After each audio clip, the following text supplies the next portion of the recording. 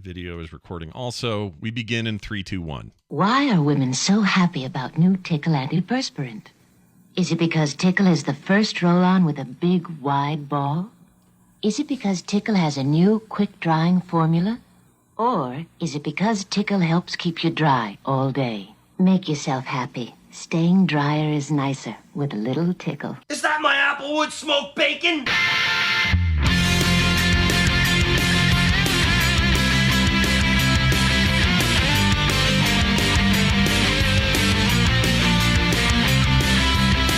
We can't date, you're too oily.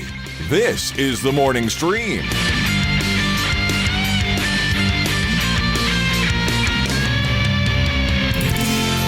Good morning and welcome to a Thursday edition of the Morning Stream. It is TMS for Thursday, September 22nd, 2022. We got ourselves a 9/22/22 going here. Ooh, I love those. Yep. Or if you're in Europe, we got a 22/22/9. Nope, other way around. Sorry. 22/9/22. So it's a 22 sandwich. It's palindromic, yes, exactly. Yep, the 9 is the meat, and then you That's got your right. bread as the 2 22s. It's a 9 sandwich. That's right. That sounds all right. I'd eat that. Anyway, we're back. I'm but only Scott. if Kim put it right in front Yeah, of me. only if she put it in front of me. Pre-show people, you have to be a patron. Yeah, I if you need to don't be know a what that patron to reference understand is. what we're talking about, or catch the live show. But she actually brought me that Big Mac while I was recording DTNS. So you didn't even see it, really. You just started putting it in your mouth because you were distracted by doing a show. Kind of, yeah. Except I didn't eat it while we recorded, but when we ended and just did our post-show banter, talking about what's going on next week and all that, that's when I ate it.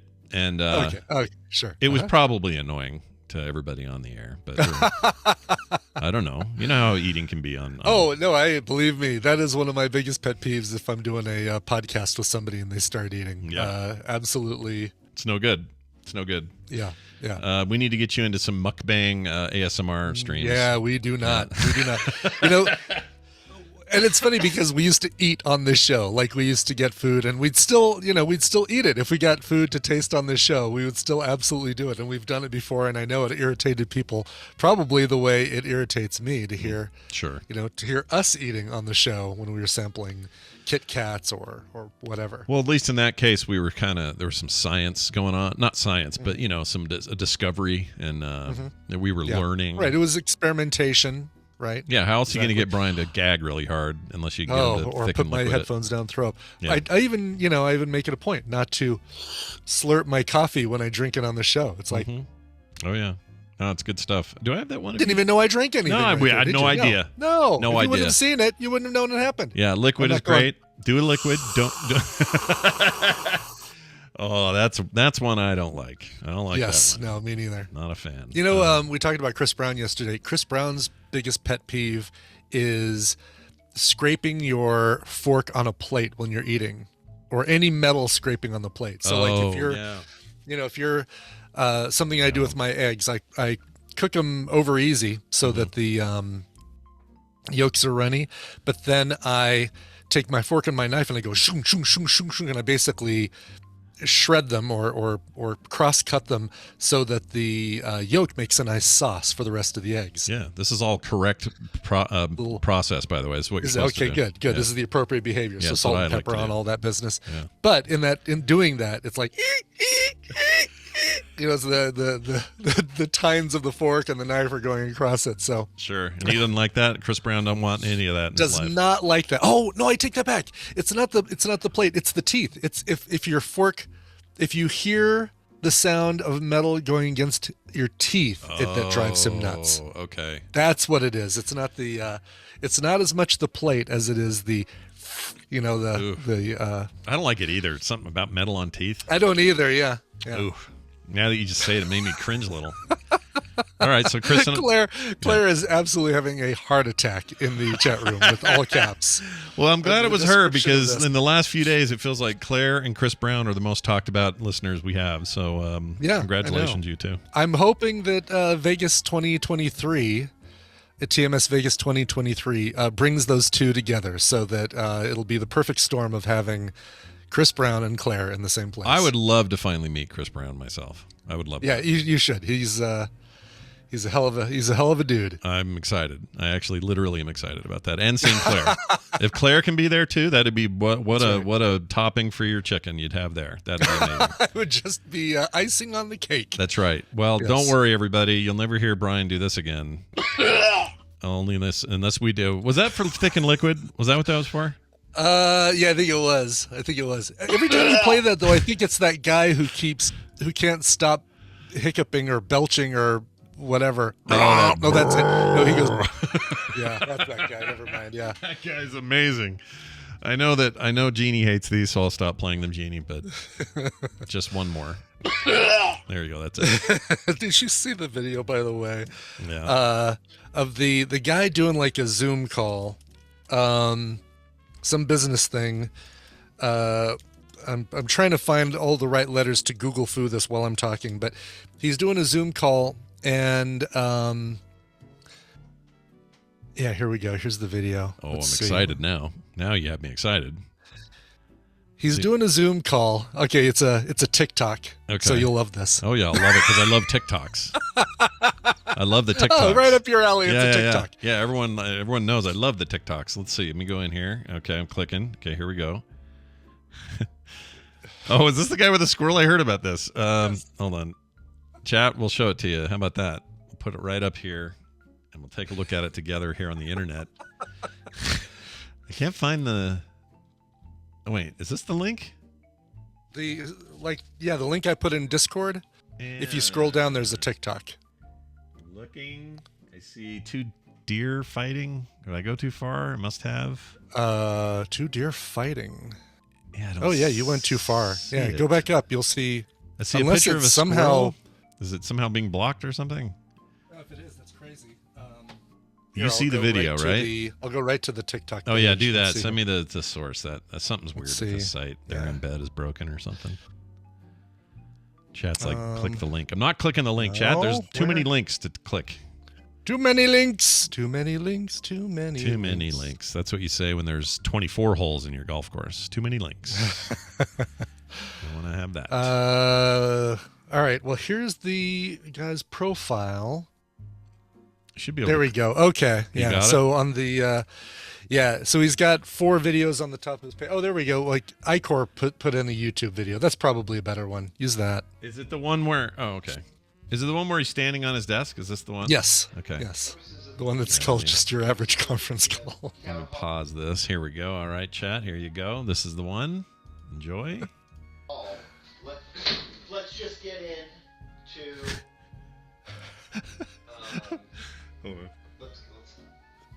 Let's just get in. He freaked out. Yeah.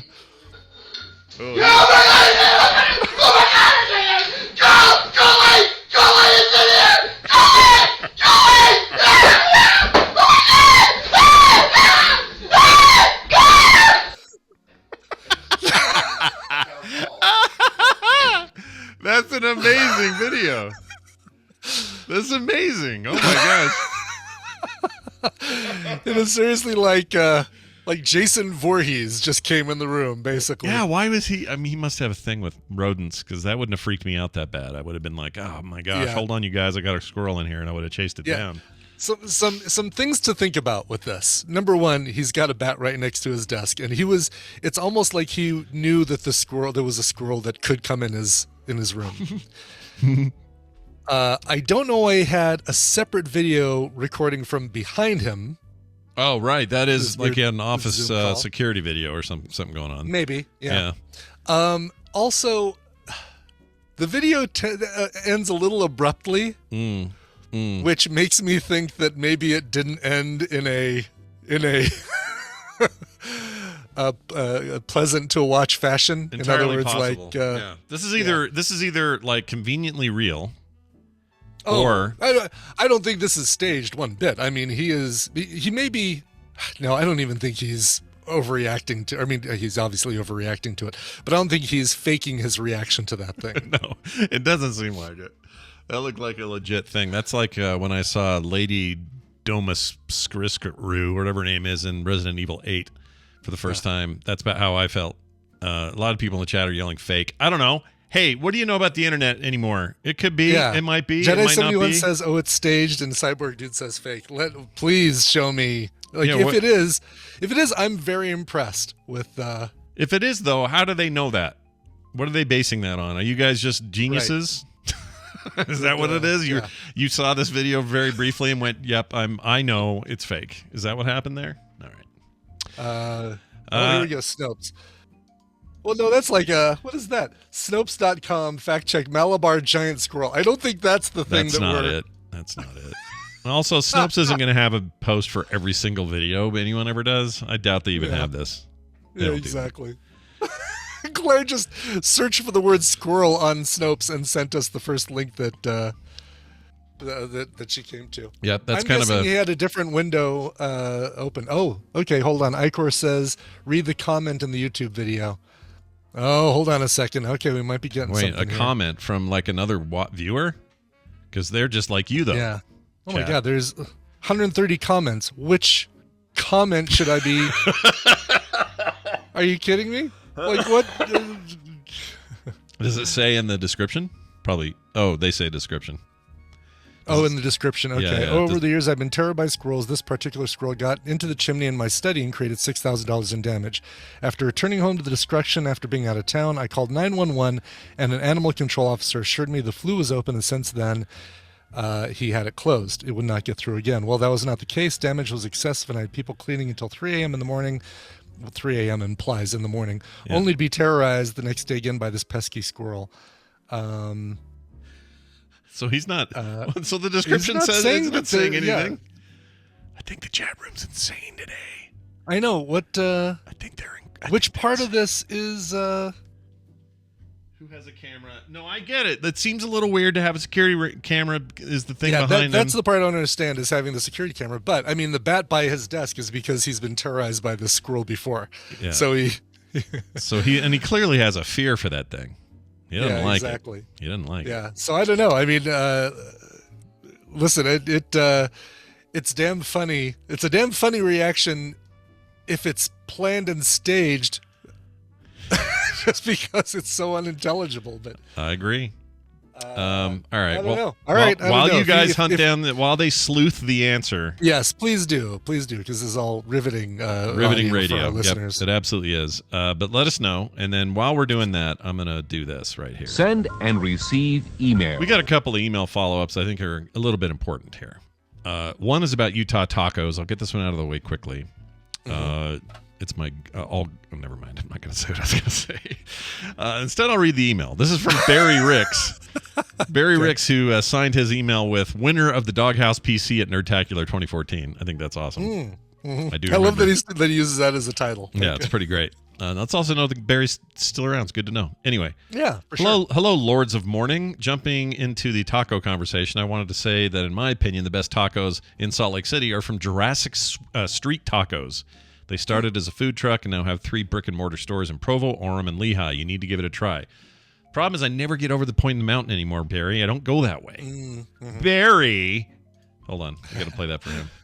Oh, damn it. I don't have it handy. There we go. Barry. So that's that's not our usual Barry, but I'll try it out. That sounds great. Jurassic Street Tacos. I do like that he uses the term that he gets the term brick and motor as opposed to mortar. Like brick and motor. Yep. Like it's a food truck, and now they've just put bricks on the food truck, and it still has a motor, but it's a brick and motor location. Yeah, that's awesome. It's a great misspelling, and also I love a good street taco or a food truck turned brick and mortar is always a great success story. I always love that. Always hearing about that. For sure. It's like the one you went to, Cup Bop, the other day. It's kind of like that. Yeah. Yes. Here's one for Brian. Brian and Disney. Here's the question or the statement from Jeff Smith. Not Bone, he says. He's not that Jeff Smith. Not Jeff Smith. Not the Bone Jeff Smith. Not the Bone Jeff Smith. Just the other another guy. Jeff Smith. Okay. He says, "Dear Brian, or Dear Space Mountain and Big Thunder Mountain." Nice. I guess you're Big Thunder because you're B. So there you go. Yeah. Brian's trip to Disneyland. Also because I fart. Yes, and you fart. Yeah. Big Thunder Brian in the morning. Big Thunder Mountain. Tina calls you. Big Thunder Mountain. Brian's trip to Disneyland. Scott playing the Tim Cook products mentions and former Disney CEO Michael Eisner's name being mentioned in the most recent episode of Film Sack made me want to make sure you check this out. It's Michael Eisner's pronunciation of hello. As Disney CEO, Eisner got to do introductions to a lot of things. Here is a supercut of Eisner just wanting to say hello, enjoy Jeff Smith, not Bone. All right. Okay. So I went and capped a bunch of this, not the entire thing because it's huge. But I didn't know this about Eisner. Here it is. Hello? Hello? Hello? Hello? Hello? Hello? Hello? Hello? Hello? Hello? Hello? Hello? Hello? Hello? Hello? Hello? He says the same hello to every video he ever It's the intros. same inflection every day. Hello? Hello. Hello? Like he doesn't really want Almost to be like there. Hello. Like it's, you just, let's get this first word over with. Hello? Yeah. Like why? What is Hello? this? Hello? Hello? Hello? Hello? Hello? Hello? Hello? It spans his entire career, dude. That blows my mind. Hello? It's just constant. Hello? Oh, Yeah. It's That's so good. great. It's so good. Oh, man. I love that you sent us that. Thank you for that, and we will Thanks, cherish Jeff. it always. That was awesome. Thank you so much. All right. Let's get some reading done. How about that? yeah. I like that idea a lot, but to do it, we have to add Red Fraggle to the damned call and play her theme, which we will do now shortly, which happens here, if I can click it right. Here it is. Oh, that's quiet. Here we go. Let me turn that up and start over. Oh, my gosh. Start over. Okay. Look who it is. It's Amy with Read This. We're going to find out what book she's got tucked away and of interest to those in the audience and those listening. So, Amy, welcome back to the program. How are you? Hello. Hello. Hello? Hello. Hello. Hello? It's good to have you here. Hello? Hey, real quick here. Somebody I was going to ask you a thing. What was it? Oh, no. I'm going to read you this email. That's what it I is. was going to say, there's an email in here. cool. Should we read Yeah, it? I knew there was a special email and I totally forgot. Okay, so we got this email for Amy. Amy, I'm going to start with that and then we'll get into what you brought this week, okay? Cool. Okay. Here's how the email goes. This is from Karenina, who says, Hi, Scott and Brian and Amy. Ever since the addition of Amy's segment, I have since found that I absolutely love audiobooks. Well, look at you making an impact over there. Cool. Wow, that's awesome. Says, I can't get enough of them and would like to thank Amy for suggesting them. I listen to them on my runs while I do housework, puzzles, etc. I'll make up any excuse to plug in my earbuds and tuck into a good book, she says. Anywho, the most recent audiobook's main character name is Philip, spoken in a British accent.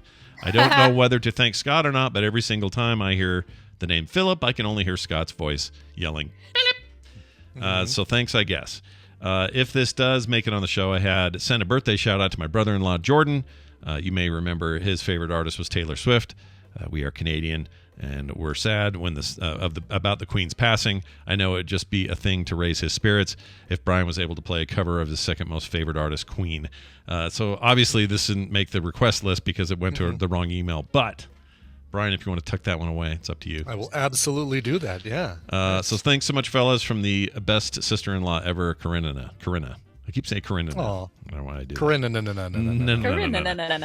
Anna Karenina. Is that the book you're recommending today? No, Is that no, but that would be an amazing coincidence. But no, I've never read Anna Karenina. No, me neither. No. Da-da-da-da-da-da-da. Karenina. So wait, how do you feel about being such an influence on somebody else's reading habits? Oh, I love it, and I get Twitter messages and some Facebook messages from people who say that in particular, it tickles me when people say that some of my recommendations for the kids' books and stuff, they gave them to their kids to read, and now they can't get enough of them. Like the Tiffany Aching, Terry Pratchett stuff. I've gotten a few messages like that, and it just makes my day. So thank you so much, Karina or however or you. I'm sorry. Yeah, whatever your name is pronounced. Thank you so much for your message, because that warms my heart, and I'm happy about that. Because audiobooks are totally reading, and it's wonderful to hear that. So yay. Good. That is good to hear. So today will be no different. You're going to offer up some recommendation or another. We got a clip. You want to do anything for setup here before we play it? Yeah. So I want to set this up a little bit. We're going to get kind of a double dose of Therapy Thursday today, guys. Oh, So, boy. All right. but obviously I am not a licensed therapist like Wendi. So, take what I have to say with a grain of salt. And this is all just my personal experience. Okay. Okay. But and I don't talk a lot about this anymore. But so a lot of people in the community know this about me already, but some people don't. So we'll just go ahead and get the unpleasant thing out of the way, tear off the Band-Aid. Back in 2011, my sister was murdered by her husband, and that was horrible, tragic, obviously very traumatic experience for me and everybody in my family, and we had to go through a lot to heal over that. So, Scott, your news this week about your brother-in-law kind of brought some of that up, and it's like I totally relate to some of the shock that you guys were feeling and seem to be expressing is like, this doesn't happen in real life. This happens on the news to other people. Like this doesn't. That is so true. Like there's a feeling of, wait a minute, this is usually a news story that I see and go, oh, that's horrible, and then move on, right? Like you just don't you don't personalize it until something nasty like that happens. And real quick, just for a fast update, his status as of last night was there was talk today they were going to take his leg because they just could not save his leg. Well, they took it yesterday because it was that bad, and they wanted to do it sooner than later. So they did have to amputate his leg. Also, his kidney shut down, so he's on dialysis right now. And I didn't know this, but in the surgery right after the incident, for the abdominal shot for that bullet, it just wrecked his colon. They had to take his entire colon out. So he's lost his leg, his colon, his kidneys aren't working for some reason. They're not sure exactly why his kidneys shut down. He's still considered in critical condition, but in stable condition, critical stable. There's some kind of in-between status. I forget what it is. And that's where we're at right now. So we don't actually know we don't know what's going to happen in this case. Like, and there's all this, like a whole bunch of lawyers are knocking at their door saying, yeah, this is really fouled up. You're going to need representation for what happened here. And, the cop's still on leave, and, we don't know. We don't know what's going on. So anyway, that's the update for anyone that was wondering. It's been chaos around here. I'm trying to keep a fun attitude on the shows and not be too bogged down in it, but it's all very gnarly at the moment. Yeah. So anyway, there's the update there. Didn't mean to derail, but that's where that's at. No, you didn't derail at all, because that feeds directly into kind of what I wanted to talk about. And and it's funny you say, like, I'm trying to keep fun things on the show, and the show, that's absolutely like, that's what these shows are for. This is, you've got your diary and stuff like that to work out through other things. Sure. But we'll get into it more when we get into the book itself. But I just kind of wanted to touch on some of this. Like, it's just absolutely, it's completely surreal, and it's just a shock to your system that in a second your life changes forever. And obviously your brother-in-law's life is forever changed regardless. Like, it's either, hopefully it doesn't end, but he's a different person altogether than he was 4 days ago, right? Forever. And certainly Kim's sister, that's going to be the same. And it has like these trickle down effects. You guys are going to be different. Everybody's going to be different because of this happening. And yeah, like, lawyers are going to be knocking on their door. Press is probably going to be knocking on their door also. So yeah, it's kind of a gnarly business. But anyway, what I wanted to talk about is today's book kind of deals with some of that, some of the idea that, like, oh, I try to keep things positive. So now, all of that said, let's go ahead and play the clip. All right, here you go. Whoops, wrong tab. Here we go. Making meaning out of suffering is the basis of the human capacity to survive evil and transcend it. The purposefulness of these dark emotions is evident when we can experience them mindfully, tolerate their intense energies, and let them be. Unfortunately, we don't learn how to do this in a culture that fears and devalues them. Emotion phobia toxifies dark emotions, leaving our hearts confused and numb, depressed and anxious, isolated, and lonely. In emotion-phobic culture, we internalize the idea that befriending what hurts will hurt us, whereas suppressing and avoiding it will make us feel better. We only end up feeling worse. The cultural baggage we carry weighs us down, a major impediment to the art of emotional alchemy. But we weren't born with our bias against the dark emotions. We can change what we believe and how we react to grief, fear, and despair. We can transform the way we experience these emotions and begin to taste the freedom and power of letting our emotions be. Oh, wow. Okay. Yeah. So, and a lot of that sounds very sort of, and it is kind of, it would be if you're going to the bookstore for this book, it probably would be in the self-help section. So all of that said, this was a book that was recommended to me by my therapist when I was going through all the stuff I was going through. And it's called Healing Through the Dark Emotions by Miriam Greenspan.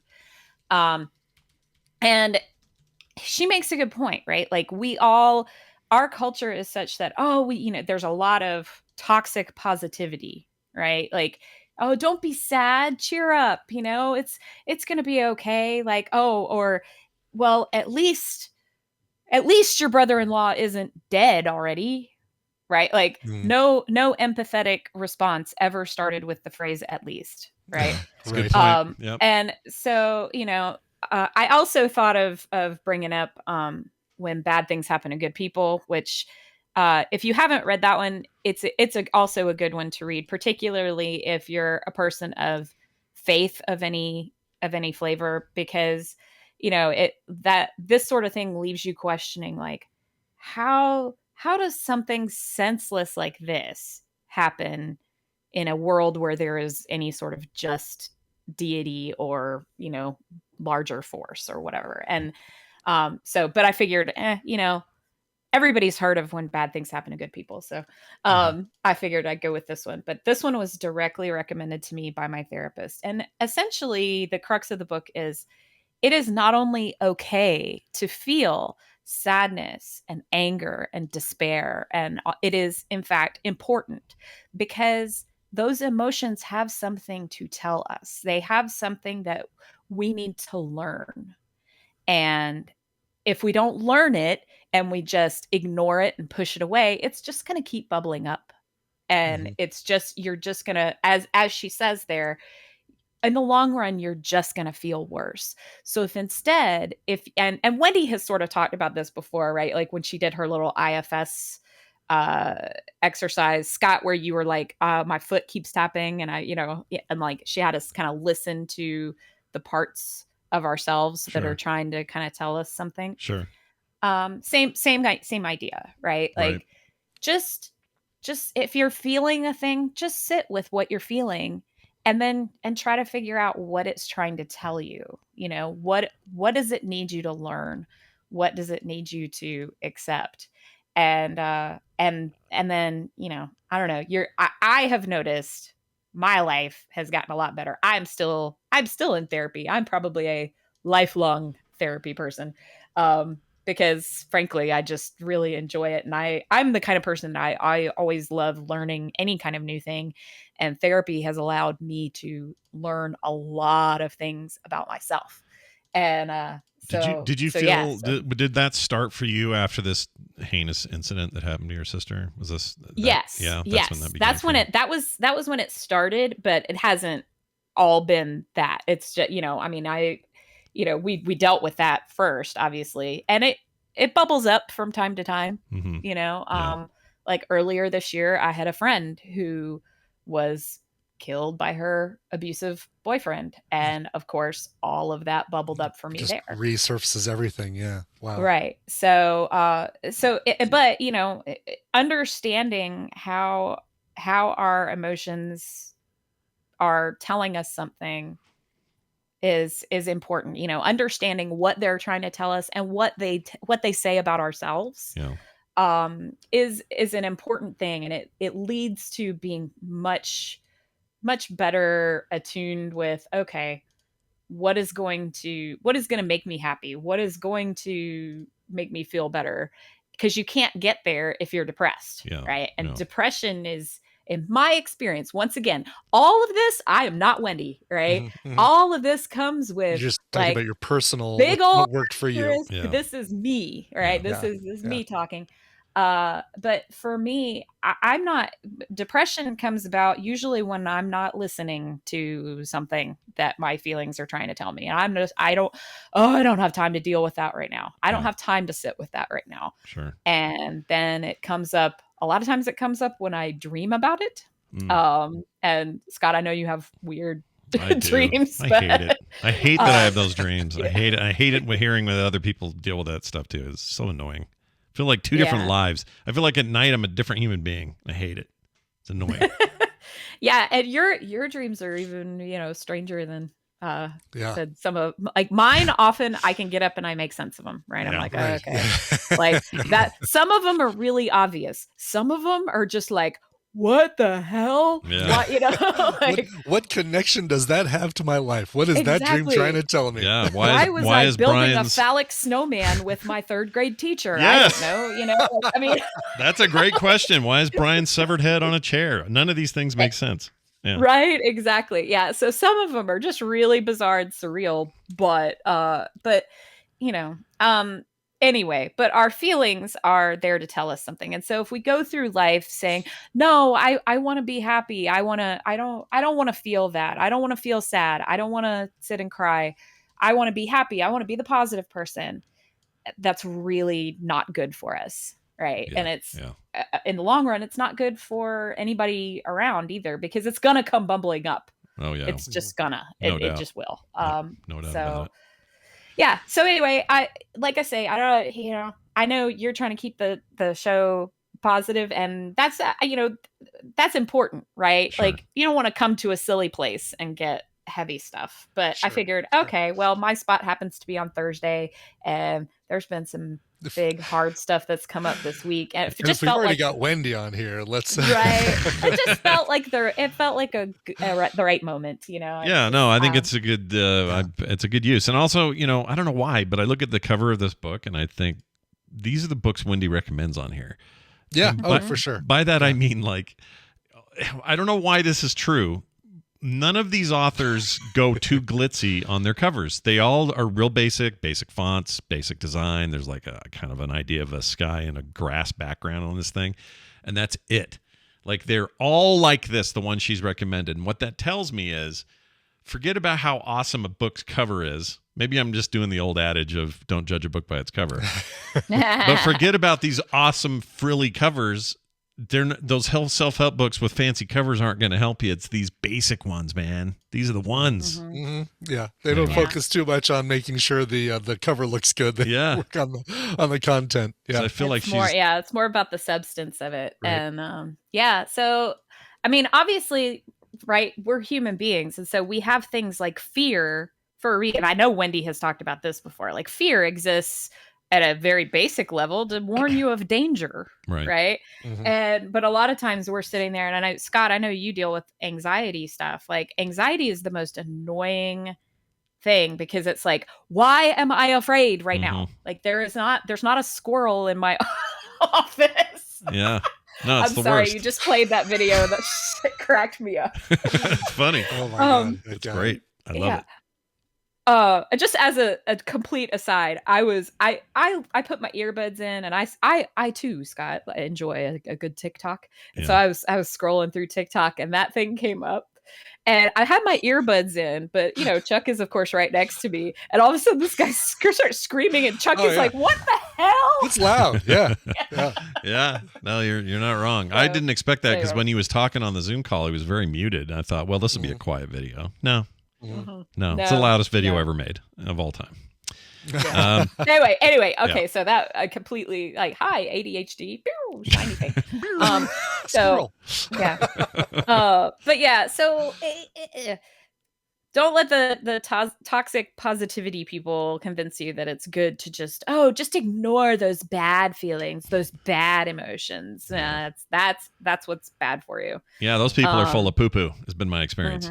Yeah. They don't really know. They're not actually helping you with that stuff. So it's okay to grieve. It's okay to feel bad. It's okay to, that's all the last few days have just been like, a combination of out of body, kind of out of mind sort of feeling about this whole mess with her brother-in-law, and then also very personal feelings, and then sometimes we're just too separated from it and we can't actually feel as bad as we think we're supposed to. Like, it's a mix. Yeah. Oh yeah, that is absolutely 100% a real thing, and I went through that exact same thing, because obviously the initial shock after my sister was, it was huge, and we're all kind of walking in a fog.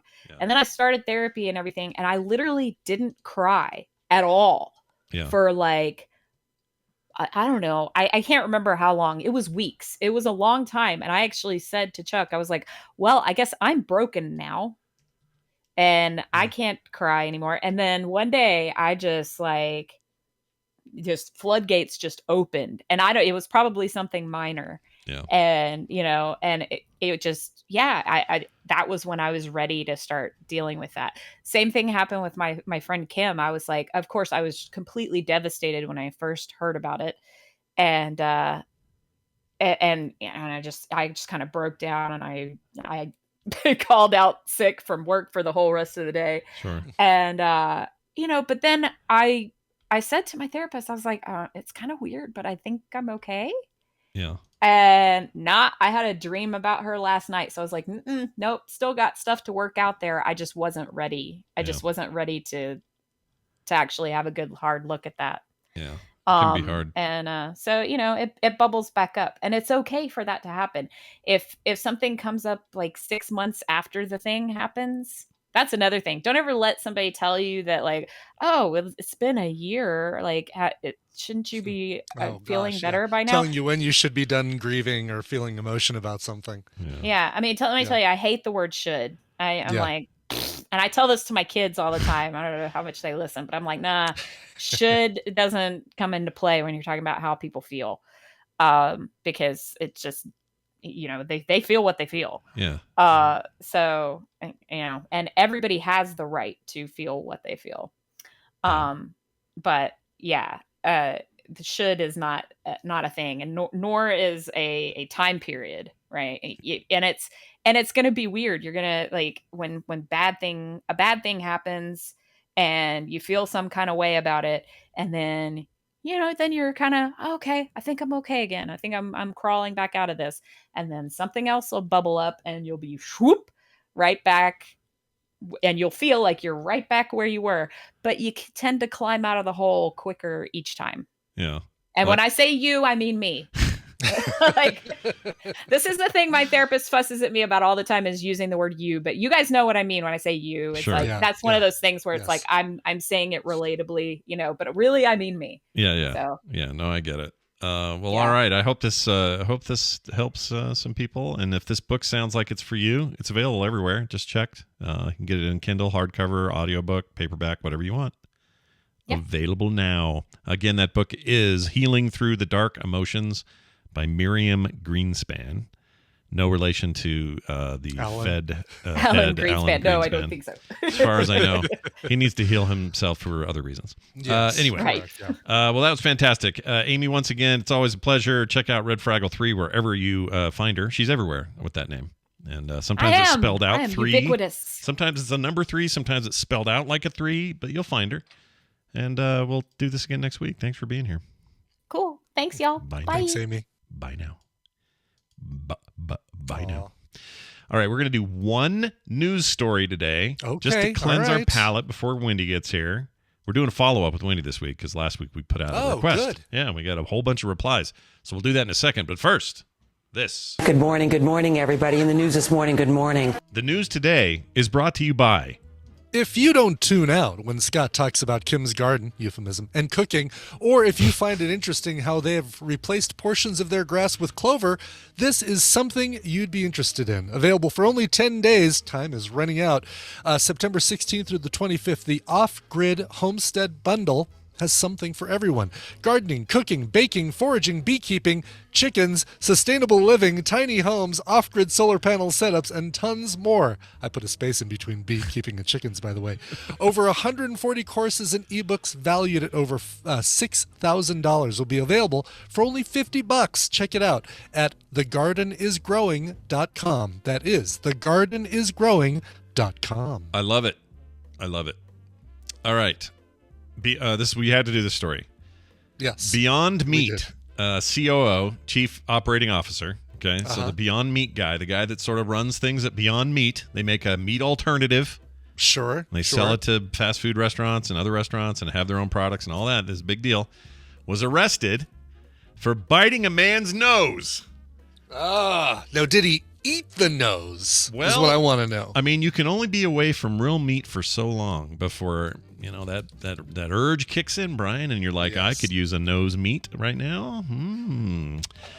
Food company executive was arrested on a pair of charges after reportedly biting a man's nose in a parking lot in Fayetteville. That's in where's Fayetteville?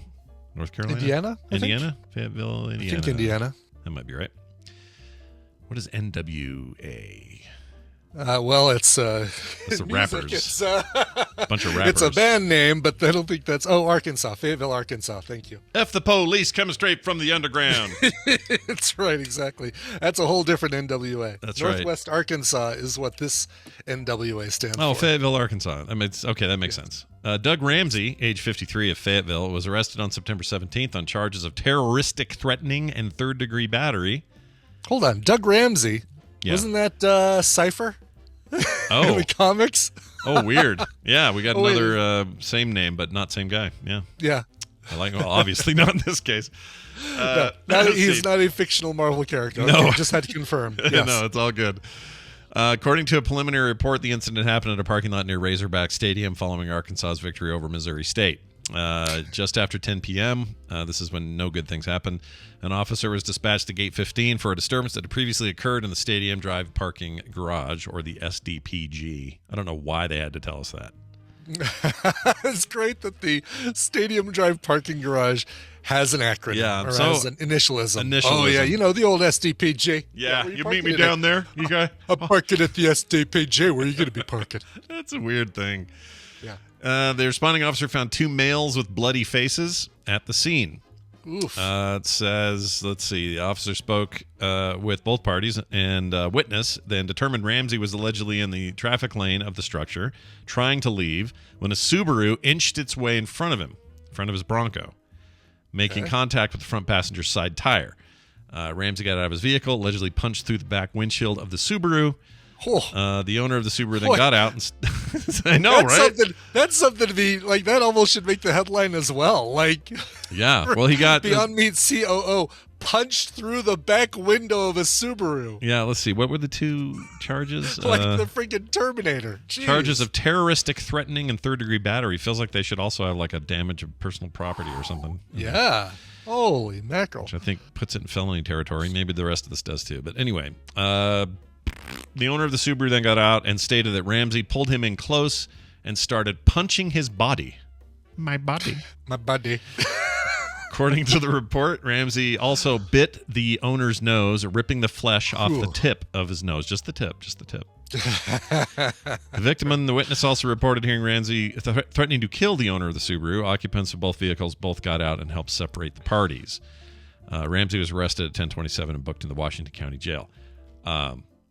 Yeah, that's a little worked up. One has to get awfully close to someone's face with their mouth to bite their nose. I just think biting exactly. Well, he got right up on him, like pulled up on him and grabbed his shirt and yanked him.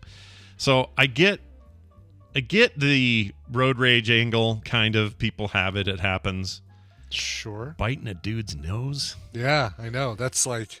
And you didn't stop for 1 second to think, I'm the chief operating officer of Beyond Meat, where we avoid meat, and I'm about to bite meat off of somebody, and now the entire world is going to make fun of me eating nose meat. You know what I mean? Like, I just would have thought of that, I think. I think that is a long leap to go to for somebody to think about in the heat of moment right there. Like, you're probably right. He could just as easily think, I'm the owner of a black schnauzer, and I'm about to eat someone's schnoz. What is the connection here? Yeah, that's a good point. I still just love this idea that you really want this to be a doth protest too much, right? Like the meat, it's got to be fake meat, but I'm gonna eat some real meat. Yeah, do you think if he is a vegetarian, he's not now. He can't claim it because he had a little bit of man meat in his mouth, right? Biting a man's nose isn't necessarily eating a man's nose. But if you come away with a chunk of that and it's in your mouth, I think that makes if you swallow it. Well, that's so true. So can vegetarians fillet?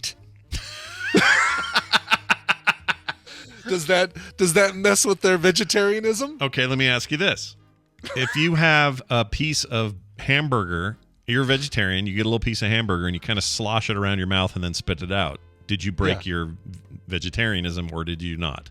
I don't know. No, because you didn't eat the meat. That's what I'm saying. Because does that you have to digest the meat? You have to digest it. Yeah. Okay. All right. Yeah.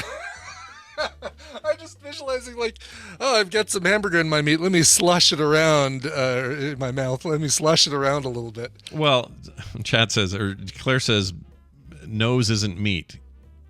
Why? I've eaten a pig's snout before. That I'd argue with, because then one of the main ingredients of an Armour hot dog would not be considered meat, because it doesn't come from snouts. Oh, he says it's not vegan. Well, wait a minute. Eating a nose is vegan or isn't vegan? I thought the entirety of vegetarian was contained within vegan, and vegan added the other, leather and animal byproducts and stuff like that. That's what I thought. Geez, Claire. That's what I thought. Oh, geez, Claire, geez.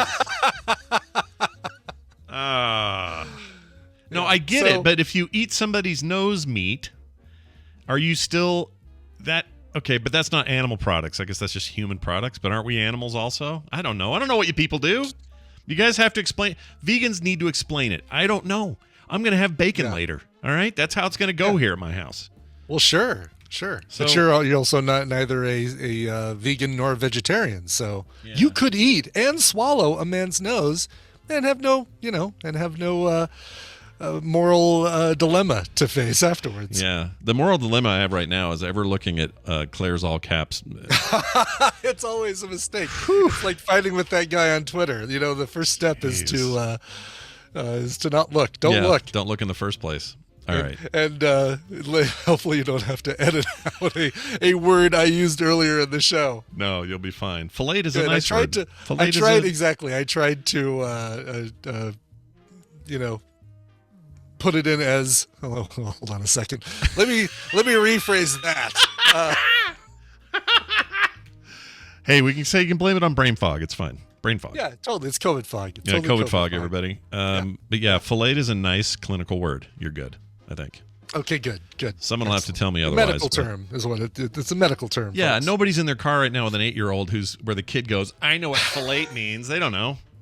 Or asking. Yeah. Next time fillet? What is fillet? It's a chicken sandwich at the it's a fish sandwich at the McDonald's, honey. It's the seventh sequel to the Full movie. Yeah, that's right. It's the chicken fillet. We're going to take a break. When we come back, my sister will join us. We're going to do a follow-up from last week. We put out a question. You guys did a bunch of answers. We picked one in particular because we think it's perfectly suited for the follow-up, but we'll get to all that in a minute. Before that, though, a song break. Brian's got the song. What do you got over there? Yeah, how about a band called Attaboy? They are an LA indie pop quartet, and they're getting ready to release their third studio album next month. October 21st is when the third studio album from the band Attaboy comes out. It's called Crab Park. We want you to listen to part of it right now because you're going to dig it. Here is the first single from Crab Park. It is called Deep Sea Ladder. By now you should know your bitch is pregnant. Watch your bitch. What is normal for your bitch? I'm low on gas and you need a jacket.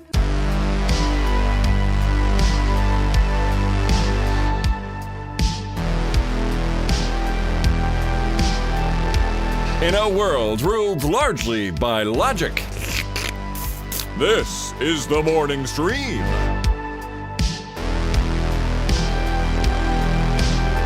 And we've returned. Hey, Brian, I'd like to know who that was one more time. I'll happily tell you. That's the band Attaboy from Los Angeles. This is coming from their upcoming album, Crab Park. That's a song called Deep Sea Ladder. Excellent. All right, let's get my post-mommed visited sister, Wendi. Yeah, but she's got some stories. I mean, I would if I were her, because my mom is the provider of stories. I think it went well. I talked to her a little bit about it, and I think they had a good time. And, Good. grandkids get to see grandma. Nothing wrong with that. Nothing at all. All good in the hood. Here's this. Everyone knows it's Wendi. Well, look who it is. It's my sister, Wendi. She is... Well. I hope you finally showed up. Yeah, look who drugged the dog in. No, cat drug in. I don't know the phrase. Whatever it is. Yes. That was close. Anyway, it's Wendi, everybody. She is my sister, but also a trained professional therapist who helps people with their problems all the time and does it for free here on Thursdays in a little segment we call Therapy Thursday. You're probably already aware of all this, but it never hurts to tell the new people. Wendi, welcome back. How are you? Thanks. Good. How good. are you? I'm fine. How was Mom? Mom's good? You had a good time? Yeah. Yeah, we had a good time. It is good. Great. You know what? I feel like your kids, it's good they get to see their grandma here and there. They got two grandmas, but, it's good to see this one.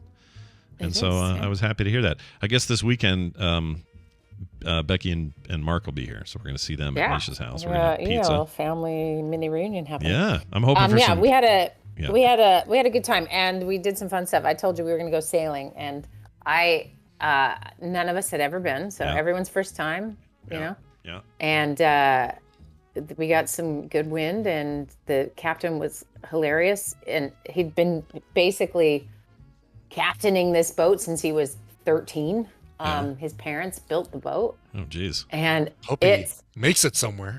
Yeah, I mean, it was so cool, but he just steered the boat with his bare foot. Like he stood up above the wheel and just, it was so funny. Really? Yeah, like he was so calm and natural. And, everyone on the boat was their first time. And there was a lot of us and lots of kids like hanging onto edges. It was pretty fun. But at one point we tip pretty far like you're supposed to, right? You've seen this. Yeah. And you are bracing your feet against a bar so you don't fall in if you're on the deck. And then Mom and John are sitting on these inside, like, so they're safe, but they're on a chair. Well, it is tipping so far that Mom, it comes off her seat and is sliding across the boat to this other guy who's 88 years old and weighs like 100 pounds. Okay. Oh, no.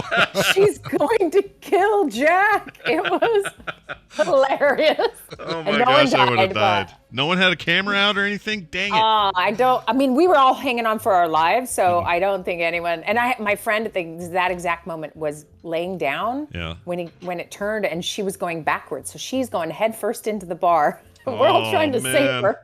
Oh my God. God. It was so fun. And the captain is laughing and steering with his toe. It was quite That's great. Did John ever get up and try to pull a Captain Phillips and go, I'm the captain now, and take control of the ship? No? Okay, that's good. Oh, it's very cute. His parents built this boat to sail around the world, and they got as far as the St. Croix River, which is about 20 minutes from their house. And they were like, this is awesome. And they've just stayed there ever since. So it never went around the world, but just goes them down this cool river. That's really so cool. It was good. That's awesome. Well, I'm glad everything worked out. I guess they're home now, right? They're not there anymore. No. I haven't heard. So I assume they're home. They made it, I believe. All right. Well, if I hear any good conspiracy theories this weekend, I'll let you know, and we'll see how it goes. Let's get to this. So last week, you had put out a request for those who felt like they maybe had some experience with rejection sensitivity dysphoria, which we talked about last week at length. Mm-hmm. And we got a bunch of emails, so thank you all for sending them in. So many. Yeah. Wendi read every single line of all of them. Did. And we picked one because this one just feels like, I don't know, this kind of encompasses it really well. At least I think that's why you picked this one. It does seem that way to me. But let's go ahead and read it, and we'll see how we go with this very concise. But really quick, everyone else, no, we aren't rejecting you. No. Not at all. Yeah, because we didn't pick your email. Yeah, we still love that's you. important, right? Like you want to make that clear because we're asking people to do a thing where your email may not be read, and we don't want you to feel rejection sensitive dysphoria as a result. Right. And it may feel inevitable that you risked yourself, you put yourself out there, and then we're not going to read it and respond to it. But no, it was read, And this one was just concise enough and had a couple elements I wanted to make sure we covered. So this is why I picked this one. Yeah. But everyone's was good. All right. I'm going to read it. This is from someone who said they have no problem with us saying their name and their location. So not the exact location, but it's Travis from Aurora, Colorado. So somebody from your home state there, Brian. Yeah.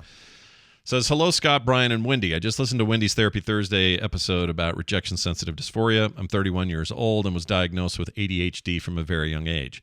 As early as I could remember, I've always struggled with rejection and emotional outbursts, though as I've grown older, my emotions have mellowed out. What Wendi said really resonated with me, and I was able to really identify with a ton of symptoms she listed, particularly the embarrassment on top of the fear of rejection. I remember when I was 15 years old and was on a date with a girl that I had met at a party. We were at the movies, and I was holding her hand. When I think she just got either uncomfortable with the intimacy or something, she pulled her hand away from mine. I remember just breaking down crying for what seemed like something really insignificant.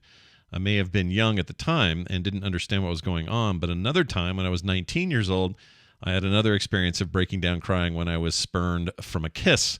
It makes me cringe thinking about it now. Speaking of cringe, my mind tends to bring up super cringy moments in my life. I absolutely hate it. I'm certain this is why I avoid social situations, to prevent further cringy moments for my brain to remind me of. When it comes to perfectionism, I tend to do this as well. Thankfully, I take MyDayis. You know what that is? It's an amphetamine. MYDAYIS is the name of it. Similar to Vanaz, which again, I don't know if I'm saying that right, which helps me focus and gives me the ability to follow through on things, whereas when unmedicated, everything I do is either half-assed or takes way too long. Perhaps I'm unrelated, but I have also dealt with self-loathing from a very young age as well. I used to self-harm frequently while in school, culminating in the suicide attempt during my freshman year in college. I have not cut myself since then. However, I have attempted suicide a couple of times. I no longer wish to die, as I have changed my perspective to being intrigued as to what will happen next. However, I feel like I'm not living up to my own expectations, as I want to be involved with the IT systems management, but haven't made any progress towards my goal. I've always wanted to write in, but never felt like I could broach a decent topic for the show. Thanks, Travis. P.S. I don't know if my writing's intelligible. No, you did great. You did awesome. Mm-hmm. But you did say, I think it's important to read this. It says, I rarely talk to people anymore and haven't written in a while. So I think that's, I don't know, something to key in on. Yeah. PPS, you have permission to use my name and location. All right. So there you go. That's Travis. And he really laid it out there. And that feels like those examples when he's younger, even though he was younger and we all think we may have had similar experiences, those feel like the definition of what you talked about last week to me. Yeah. So I'm gonna redefine it for those who, it's not a clinical diagnosis in the sense of like, I have RSD, but you experience this and it often is accompanied by other diagnostic or neurotypic stuff, right? Like, so for example, let me just define it. So rejection sensitivity dysphoria is extreme emotional sensitivity and pain triggered by the perception that a person is being rejected or criticized by important people in their life. So it's not, we all have some sensitivity to rejection. We, as a human being, it's one of our fundamental needs is to not be rejected, right? And so we're all sensitive to it when it presents itself. And we all misperceive things all the time, right? So to misperceive something as rejection is going to be a pretty common experience. But the dysphoria part is what sets this aside for folks. It is an extreme reaction. So the Greek word for dysphoria is a Greek word that means difficult to bear. I mean, we're talking, you're not just like, ugh. It is like a significant weight. And his description of like getting rejected for trying, she just pulls her hand away and he is sobbing in tears, right? That is a weight that's just much bigger than someone else might experience that same perceived rejection. But then here we have the trouble of the snowball effect. So you're sobbing, crying in the theater, and now this person is going, whoa, I think I've made a good choice not holding their hand because that doesn't seem stable and that is threatening, right? So you can see how the response of this dysphoria can then lead to even more rejection. And then it's really hard to tell what is rejection, what's not, and where it's coming from. And it can just be an incredibly burdensome situation to be experiencing. So does that make sense? Yeah, that does make sense. Yeah. Okay. So the thing about this is it's, definitely two ways to handle it, two ways that this occurs. And I wanted to mention this, and then we can talk about more specifics from the email, but there's an internalization of this emotional response. So some of you might be like, wow, I am really sensitive to rejection, but I'm not going to cry, or I'm not going to yell at someone or lash out, but their response is to internalize it. And this can look like a major mood disorder with suicidal ideations. This cutting behavior he described, that could be a connected to that.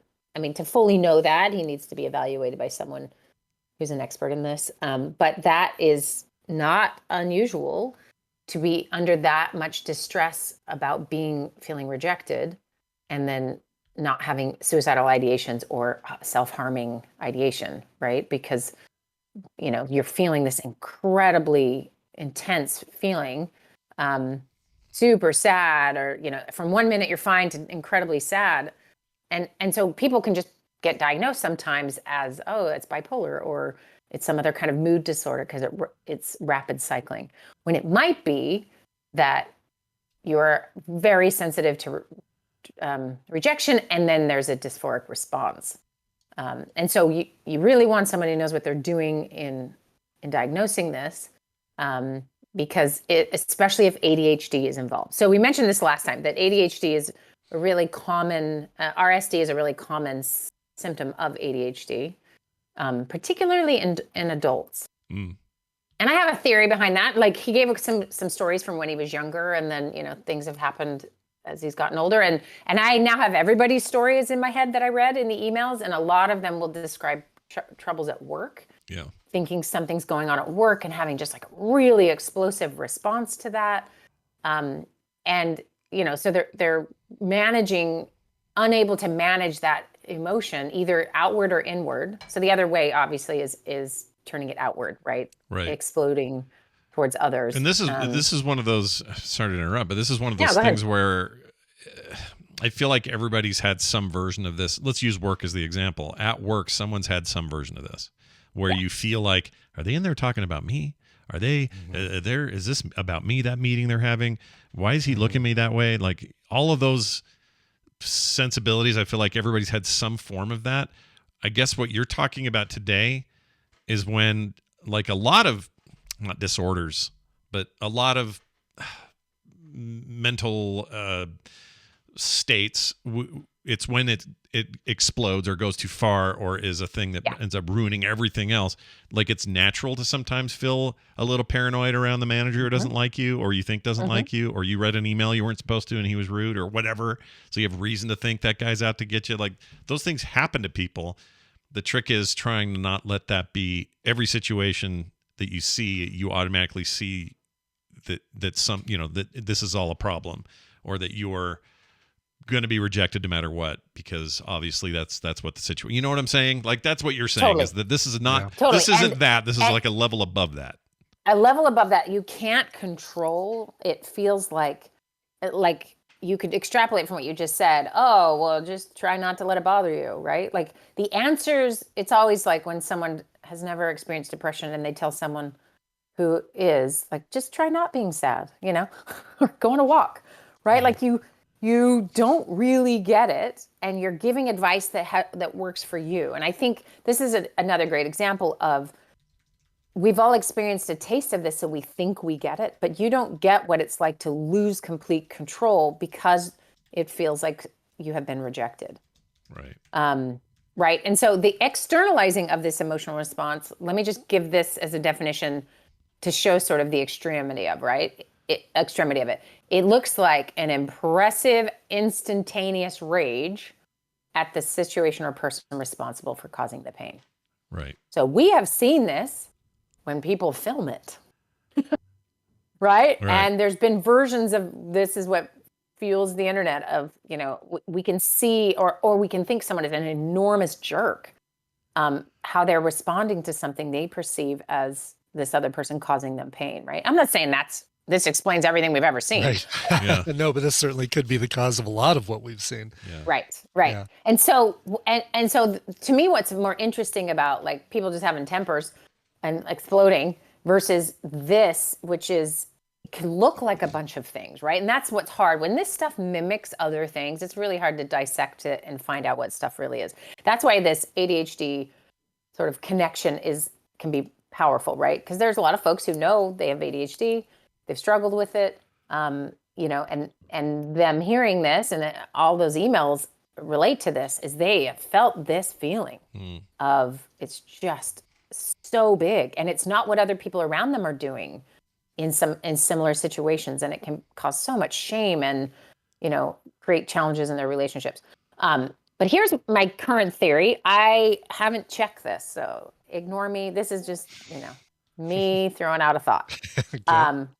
But that why it is so commonly connected with the ADHD and it doesn't really show up till adulthood is something that's been happening to a kid struggling with ADHD their whole life. Yeah. Is that so just let's take this stereotypical, because men and women display some of these symptoms a little bit differently, but the stereotypic little kid you see who is bouncing off the walls, right? Yeah. All over the place, not, you know, maintaining a conversation long enough, you know, they're just all over the place. And that kid, so now just imagine trying to interact with that kid as an adult, as a teacher, as a peer, and you're not able to connect or sustain connection very long with a child like that, or they're not going to follow through on the thing that they're supposed to if you're that adult giving them an assignment. And so again and again, and this is typically kids who are untreated, and there's many who've been, you know, and sometimes they're the distracted daydreamer kid, not the hyperactive kid. And similarly, people think something's getting through, the kid's not really paying attention. And so they're going to get in trouble a lot. Yeah. Right? Right. They're going to get reprimanded. They're going to get rejected socially by a peer who's like, hello, did you even hear me? Okay, bye. You know, like that ongoing feedback loop of and think of it from a movie screen perspective, or like, you know, the point of view of the kid. Yeah. You see something shiny, you run after it. Right. You're thinking about something in your head that you want to do later that day while the teacher's talking to you. Your camera lens is focused on whatever it is focused on, and you're missing a bunch of different things. So when you bring it back to see this angry face, right? Yeah. And you're just in trouble. I think from a young age, that's really hard to understand what's happening for a child. And then there's defense mechanisms that get built around that as they grow. And so a hyper awareness of somebody's anger towards you or disappointment towards you, or if we just clump it together with rejection of you, is you've been training for this Olympics your whole life. And then suddenly, as an adult, when you are supposed to be paying the bills and keeping that job and making this relationship work, and all of the really difficult pressures of being an adult are on top of things, this sensitivity to rejection and the resulting dysphoria probably are connected, this is my theory, probably connected to just the training of having to protect yourself from being in trouble and hurt and rejected. So then it's double what it is for a kid who never had those experiences, or for adults who are like, yeah, I don't like being rejected, that's not fun.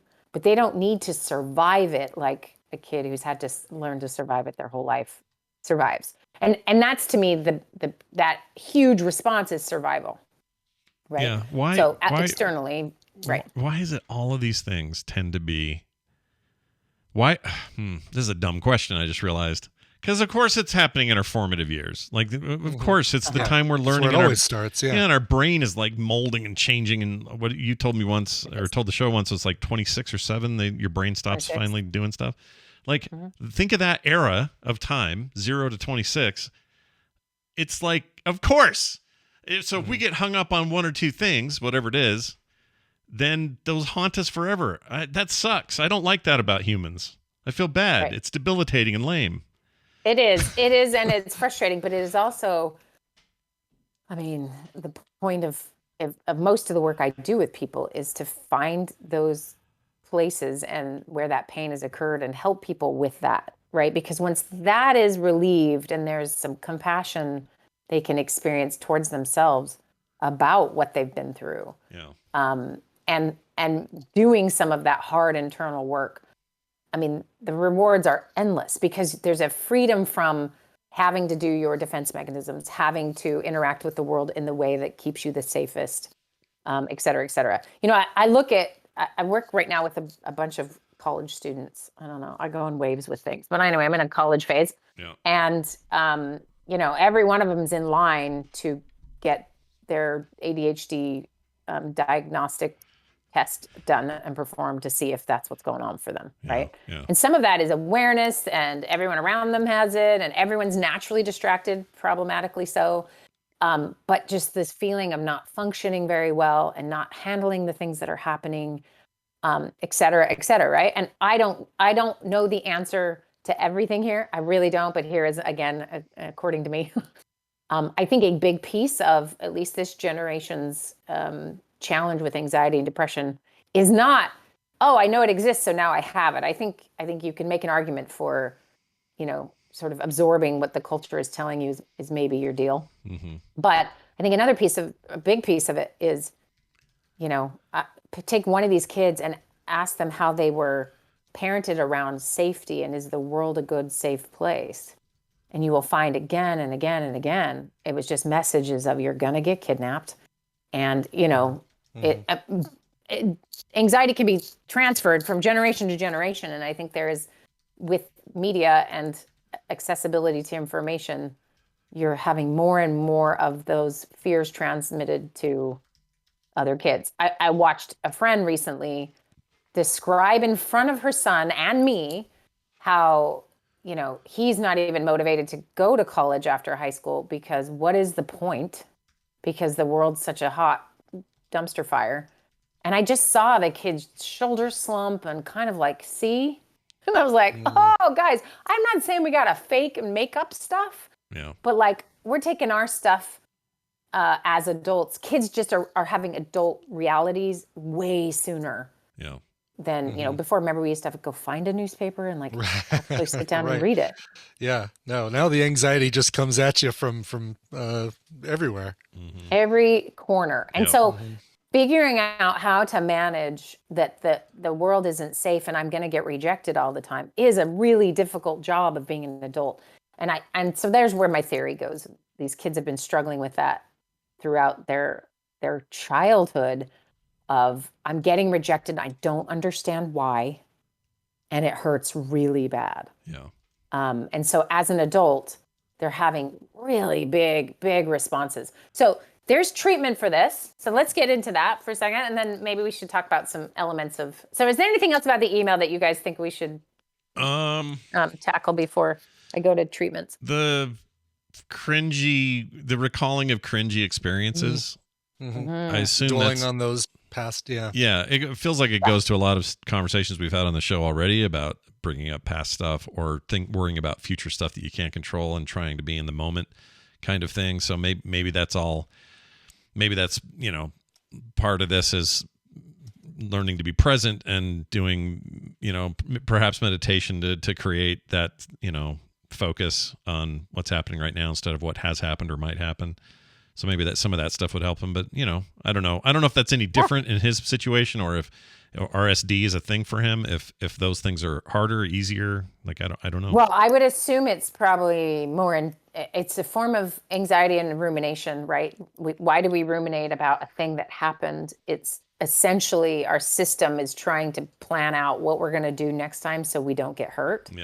So I imagine if with RSD you are getting hurt in huge ways and it's relative, right? Like someone outside of you might go, wait, what? But you are experiencing wounding internally that the rest of us would downplay because that's not what we experience. But if you're experiencing it, there's your wounding, right?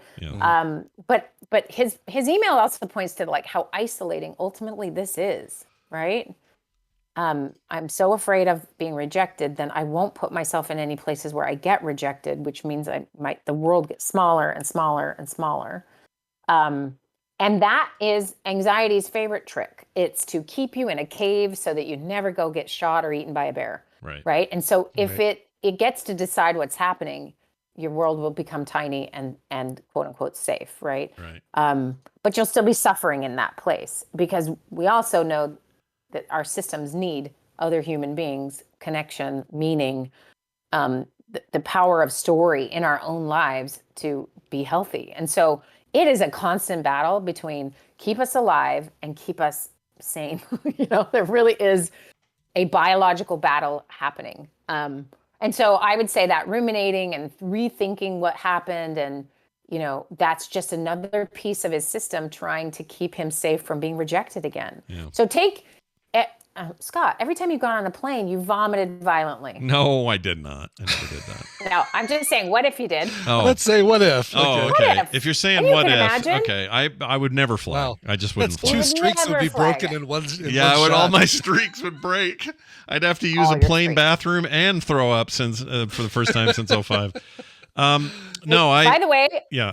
But by the way, I need to apologize to everyone for something that my husband and son like to remind me of. Yeah. Is I say stuff, but I have no visual imagination, Yeah. right? We've talked about my aphantasia. Yeah. So I can say something crazy, but I don't picture it, so it doesn't hurt me. Right, But right. other people who can picture things, I'm so sorry.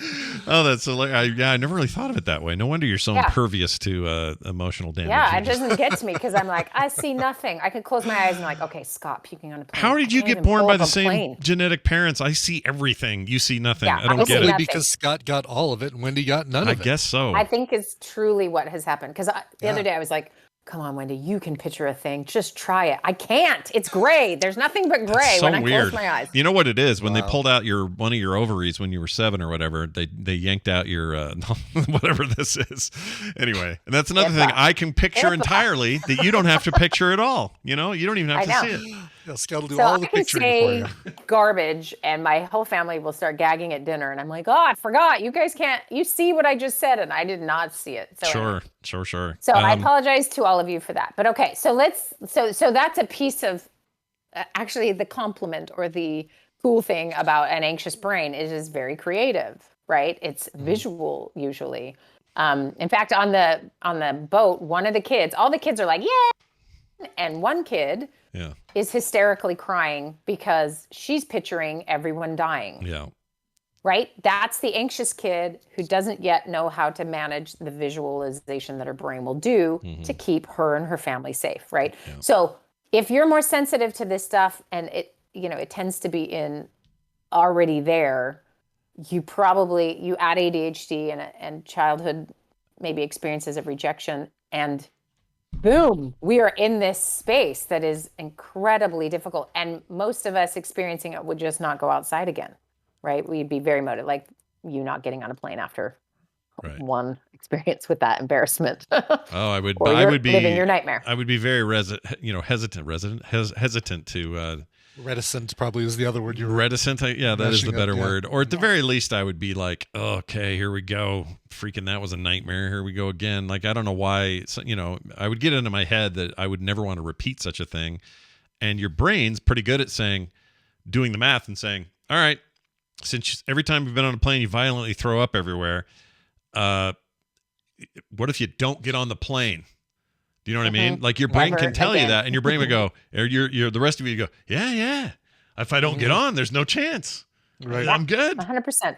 Yeah. So if I don't interact with the outside world, I'm not going to be Right. humiliated. Exactly. Yeah.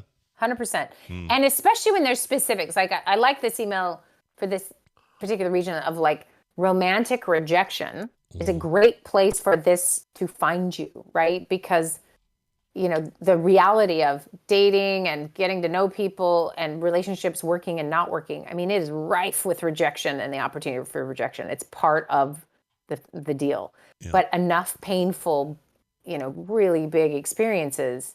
And sometimes this suicidal ideation is just like, I can't live like this. Another piece of the cutting behavior or self-harm is just relief from this intense humiliation or agony from experiencing these things, right? Yeah. And so it really is understandable. But don't have to live like this. This is the point of everything in here in the end. So couple quick ways this may show up for people. So we have the really isolating option, right? Yeah. And so they just are not going to do anything with that. And so that's really tricky, and it has a huge impacts on people's lives. The other thing that people can do is they become people pleasers. So they end up scanning every person they meet to figure out what that person might like. And then you present that false view of yourself to be liked and to never trigger rejection. And that just becomes your dominating goal, and you can't make, your own decisions because you're always worried about making other people happy. Right. So you can imagine that, right? Right, sure. Okay. So, well, there's another quick version of this, and that's just trying to overachieve, do everything perfectly. So perfectionism is really common here too. I think Brene Brown said this at some point, like a car analogy. If perfection is ever driving the car, shame is in the front seat next to it. It's like, how do we never feel shame? How do I get out of shame? Well, I do everything perfectly, right? Yeah. Okay. So something to think about with RSD. It is part of ADHD for the most part. It's neurological. It's genetic. Early trauma makes it worse, of course. Sometimes just knowing there's a name for this can be really helpful. Yeah. Not everyone with ADHD experiences this, but it's kind of a subset. But nice to know it's not your fault. You're not damaged. Your system, it's like your just tuner is up really high. And so therapy is so fun, and I love it. And I think it does all sorts of good things. But sometimes it actually doesn't help. It's not going to help maybe specifically with the RSD. Maybe it helps to talk about it afterwards with your therapist, right? Like, so there's value in maybe helping to manage this, but there are medication solutions for this. Yeah. And this is why I would recommend people talk to their doctor who is really good with ADHD / a specialist, because most doctors are not going to be saying, oh, I know all about this, because this is, I've been in this field 20 years and this is still pretty new to me. Yeah. And maybe not to ADHD specialists. It's not new. Anyway, so there is a alpha agonist. It's kind of a blood pressure medication, clonidine and clonfacine. Yeah, there's a couple different ones there, but it's originally designed as a blood pressure medication. They found that, there's an optimal dose there that they can mix and match a little bit, and people will have relief from RSD. So interesting. That can be life-changing. Think about that. Yeah, no kidding.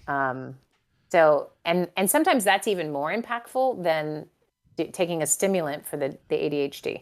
And some people, the stimulant for ADHD, Ritalin or whatever, is effective for this as well and can kind of treat both. So you would have to work with somebody to figure out. But they seem to work equally well, but just for different groups of people. Okay, so get some help with that. The other option is a MAOI. Oh, yeah. That is the monoamine oxidase inhibitors. Yeah. And you have to be careful with those. So make sure the person really knows what they're doing. Because there's other meds you can't mix with those. That's real serious stuff, right? Low blood pressure. It has some effects that if you mix that with stuff, you have to be careful. But that can be, they're looking at that being as another helpful option. So you don't get to eat certain foods or take other medications. So it's a harder route. But if this is something that's taking over, it'd be worth talking to someone about it. Yeah, for sure. Interesting. Okay. I mean, as usual, I feel like this is a case where somebody needs to talk. Would you say, you kind of alluded to it before, these ADHD specialists know about a lot of these things you're talking about? Yeah. Mm-hmm. Is that the kind of person he should see? I think so. I think, my sense is this isn't somebody who's talked to many people about this. Yeah. Right. And for some of the other folks who wrote in, they have tried therapy or they're, done different things. I think once you sort of clue into this as this is maybe what's happening, if you talk to a therapist who has no clue about this, they'll just say, well, yeah, I mean, we all feel rejected. And okay, so let's try to so you're just going to treat it and manage it a little bit differently than someone who's like, of course, or says, do you have RSD? And teaches you about it and helps you, sort of understand this emotional dysregulation that can happen and is often overlooked. So that's why I would really recommend, starting out with someone who knows what they're doing is always awesome, right? It's not always easy, but it might be tricky to get there. And that's why this is, my beef with therapy is the reality of finding someone, making sure they're a good fit. It's affordable. All of those things are really tricky to do. And when you are so worried about being rejected, it's so hard to just shop around and be like, man, I don't really like that person, or they weren't really helpful for me. When you are absolutely guarded and prepared to be rejected, and the whole point is you to open up, I mean, that is a big step. Yeah. So even the medication route first here might be more optimal in order to then be able to do any other work with a specialist, because, you have to bring the temperature down in order to then be vulnerable enough to communicate about it. Right. So you can see why this would be one that doesn't get treated and is rarely treated, right? Because I got to go in and tell someone all my thoughts and feelings. That's the whole thing. Yeah, it's the entire problem. Yeah. So your resistance to going in and doing anything about it is probably upped compared to anybody else. Yeah. So I would actually, and I usually like to recommend the other way around for a lot of things, but this might be one where I would recommend the medication route. Communicating with a psychiatrist who specializes in ADHD and RSD specifically, like going right for that. They're going to know how to handle that rather than just hoping you find a therapist who maybe it says on their bio like ADHD, but they also have 300 other things they do. Yeah. That's not the one I'm talking about. No, that's more general purpose. And this is not easy to do. I realize as I'm saying this, like, oh my gosh, I don't even know how to find this person. So let me think about how I can help them find this person, right? Because they do exist. You just have to do some searching, I think. Do some digging around. All right, then. Let us know, Travis, how this lands on you and how you're doing and what you end up doing for yourself. And everybody else who participated, you guys are all awesome. Thank you for all of that. It gave Wendi a big, broad window of people to look at. Emails to choose from, yeah. So we really appreciate that. In the meantime, realsteps.org is taking signups, so go sign up. When does that cut off? When do you cut that off? The cutoff is midnight, October 2nd. So we start Monday, October 3rd, officially. So we let you sign up to the last minute. That'll be right before. A fan of the last minute. That'll be right before Phoebe's born, or after, depending on if she's early. Have we already named her? Oh yeah, Cute. They named her. They're giving her the name of Phoebe. No Friends connection. It's not based on Friends. I just like the name Phoebe. Oh, we'll still call her Phoebe for short. Oh yeah, I'm already calling her Phoebes. Also, do they not do the thing where you look at the child and go, nah, you're not Phoebe. but you can't tell when they're a baby. They don't look like they look what gross. Name they're going to grow into. Exactly. Yeah, like they might. You're like, do you look like a Steve? You look more like Nobody a looks like a Worm. Phoebe when they're born. Yeah. Phoebe is a cute name. They could, if when she's born, they could, they obviously reserve the right to make a change. We almost named Taylor the TAILOR. Substitution. Yeah. Right. You have last minute right of refusal. So they'll do whatever they got to do. But I'm kind of hooked on the name and I can't wait to see her. So that'll be cute. That'll be good. Yes. So don't forget, baby. That's how you remember it. Baby's coming right around then. So make sure you sign up by the 2nd. Okay. Sign up and maybe sign up before that baby takes their real before that baby takes over all the planet. Yes, please. We'd love to have you. Can't wait. It'll be good. And thanks for babysitting Mom last week. And we will sending her over and not paying for one bit of it. Yeah, I didn't pay for any of it, or didn't really help at all. Well, no, we took her to the airport, and when I say we, I mean Kim. See, that's a lot. Yeah, Kim took her to the airport, and I don't know who picked him up. Maybe somebody else did. I don't know how that works. Misha did, I think. Yeah. Oh. Oh my God, they're still there. They're still at the airport. Yeah. I would hear about it. Are you kidding me? Yeah. But we will. We're going to eat pizza and hang out with Mark, and we'll think of you as we do it. All right. Have a great week. Take a We'll see you picture. later. Okay, We will. bye. She'll need a picture because she can't, she can't imagine these things without taking a picture. That's what she said earlier. Anyway, that's it for Wendi, and that's it for the show. Now, here's the deal. There's content still yet to be yours today. In fact, today you're doing Coverville at 1 p.m., yes? Correct. Yes, it's the episode I didn't do last week because of COVID fatigue. Fiona Apple turned some important age last week. Let's see here. Fiona Apple. She just turned 40-something, right? 40-something. 45. Yes, 45. Which is criminal, if you ask me. Ha! I get it. Anyway, so I've never done a Fiona Apple cover story, so it's about time I do it. That'll be today on Coverville, 1 p.m. Mountain Time, twitch.tv/Coverville. Tomorrow will be a Guess the Connection. Haven't done one of those because of all the travel I've been doing, so it's been a couple weeks. Mm-hmm. It's been a minute, as the kids say these days. Sure.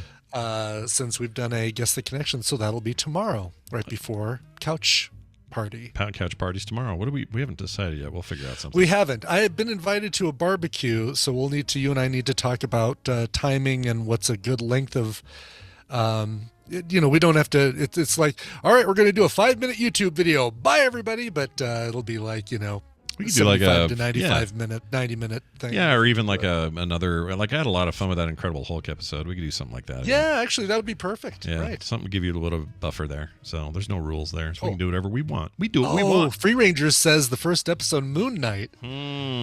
That's a nice thought. Or even Ms. Marvel. Or interesting. You guys are trying to get me to watch things. I see. Yeah. Well, yeah. All right, we'll see. Core tonight, 5 p.m. Mountain. You'll be able to listen to Core. John, Bo, and I have a lot to say. A lot of things happen this week. So if you're into gaming and you want the big coverage, tonight's your night. That's Core, which you can find anywhere if you're just looking for the podcast, or if you want to watch us live right here at Frog Pants TV at 5 p.m. tonight. Filmsack.com. Also for Filmsack this weekend, where we're watching. What is it that we're watching? I lost it. Crap. I'll have it in 5 seconds. Okay. 3, 2, 1. Lord of War with Nick Cage. Lord of War with Nicolas Cage. It's actually Lord of War. A very good HBO movie Max. we're going to watch. At least I think it's a good movie. I can't From remember. what I've if heard, seen I've it. never seen it, so I'm excited to see it. Yeah, heard Lord of War is great. So we're going to watch Lord of War. Oh, Graham Cracker. I'd love to watch Andor for Couch Party, but I got to watch that with Tina. Yeah, Kim or else wants to she see won't watch too. it. I got to cram those we three. to watch another Star Wars or Marvel thing. Yeah, Kim and I got to do that one. We're going to do that tonight, I think. Or start it tonight anyway. I don't know if we'll get all three, but... I think we have to watch Lord of War tonight because the thing tomorrow involves also going to a kid's homecoming football game.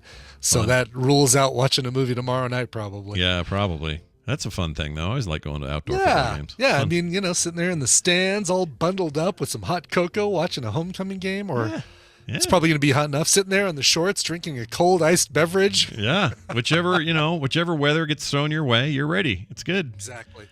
Anyway, that's all coming up this weekend. Lots of content, so check it out. In the meantime, I would like to thank the following person for joining us on our Patreon. I would like to welcome Mailman, M-A-I-L, man. So Just bringing like us the mail. Just like it sounds. Yeah, see, he's cool and joined it. I assume it's a he because it says man. Who knows? I don't want to judge. Anyway, he went to patreon.com/TMS to sign up, and you should too. Do you want an ad-free experience every day? Yes. Do you want free content that comes in the form of a pre- and post-show? Absolutely you do. Do you want stuff sent to you in the mail? All kinds of reasons to sign up, and it's all on the cheap. Head on over to patreon.com/TMS, and for all other inquiries, frogpants.com/TMS. That includes our Discord channel. Some people are like, where's the Discord? It's right there on the webpage. Super easy to find. Yeah. I haven't been in there in a while. I need to go and check in and say, hey, everybody. Hello, in the, Discord. Yeah, why not? Yeah. That'll do it for us for now. We need to play a song, though, on our way out the door, so I'm guessing you probably brought one because I didn't. I brought one. I always have to bring one, Scott, because, Brian Hitchcock, a.k.a. Gray Mulligan 13, wrote in and said, 51 years. We'll play a little happy birthday thing for him when you can pull that. Congratulations. There you go. It occurs on this Saturday, day after tomorrow. So Thursday or Monday works. So something, he says, "So what" by D. Snyder. Rock on, test the ship's fish sandwich, beep. Love you guys. Keep up the work. All right, well, I'll try. Talk about a complete dump. Yeah, just a blah, blah. All right, so let's see if I can get it. Let's test the ship's phasers. The tender crisp bacon cheddar ranch. What were the other two? Fish sandwich and beep. Hey, it's too hard to get a fish sandwich. And I bet. No, that's not it. Hold on. Bad. No. Oh. No. Yep. No. Diabetes. No. No. Bad. Gay. No. How about a booby? Ah, shit. I can't find the honk I think, one. you know what? All those are so... There it is. There it is. Yeah. There it is. Wow. I think it's time to maybe do some more merging and, have... Hey, is it too early? You got to beep. Yeah, I'll just do one big fat file. Why don't I do that? There we go. Oh, my gosh. We should totally do that. A massive mashup. Yeah, there's like literally the same ones get asked for every time, so why don't we? Someone in the chat says there's a place to submit these requests right there on the website, frogpants.com/TMS. Boom, there's a link. Exactly, a link, and that's the only way you can submit it. If you send me an email, I will not only ignore that email, but I will forward it to a Nigerian prince. Yep. And let him start talking to you. So sweet. There you go. Sweet. Hey, Brian Hitchcock. Remember him? He wanted to hear this song "So What" by D. Snyder. Well, all right, two things. It's not a cover, first of all. I looked at that song that was written by D. Snyder. It's from his brand new album, or not brand new, one of his newest albums. Came out in 2016 called "We Are the Ones." On there's a great acoustic cover of "We're Not Gonna Take It," but then there's also this cover. So I just slid up a couple tracks for you, Brian Hitchcock. It's good. It's not transformative, but it's good, and it's fascinating that this is D. Snyder. It's D. Snyder covering Nine Inch Nails' "Head Like a Hole." Oh my gosh, I didn't expect any of that. Mind blown. Yeah, my brain is on the wall. All right, well, here it is. Enjoy it. We'll see you guys on Monday for a regular show and all that other crap we talked about this weekend. We'll see you then. This show is part of the Frog Pants Network. Frog Pants Network. Get more shows like this at frogpants.com. Hello? Hello. Hello. Hello. Hello. Someone just showed up in the chat.